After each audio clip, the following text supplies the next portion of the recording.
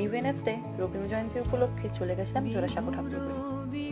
আর পাশে গলিতে যাওয়ার পথে দেখি অনেক জায়গায় রবীন্দ্র জয়ন্তী পালন করা হচ্ছিল।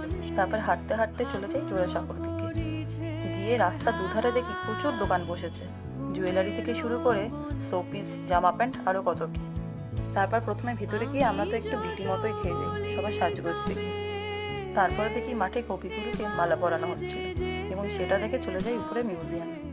শুধুমাত্র এই দিনটার জন্যই তোমরা পুরো ফ্রিতে মিউজিয়াম ঘুরতে পারো, আর কোনো টিকিট লাগে না। এছাড়া তোমরা যদি অন্য কোনো দিন যাও তাহলে তোমাদের পার পার্সন 30 রুপিস করে লাগবে টিকিটের জন্য। আর তোমরা যদি আমার মতো রবীন্দ্র ভারতী ইউনিভার্সিটির স্টুডেন্ট হও তাহলে তো পুরো ফ্রি, কোনো টিকিটই লাগবে না। তারপর একটা ফাঁকা জায়গা পেয়ে একটু ভিডিও করেছিলাম নিজের আউটফিটে। তারপর এত সুন্দর আকাশ দেখে আর ভিডিও না করে থাকতে পারি। তারপর একটু ক্যাম্পাসে ঘোরাঘুরি করে অপোজিটে খোলা সদ্য জুড়িওতে একটু ঘুরে ফিরে প্রোগ্রাম দিকে বাড়ি চলে আসি।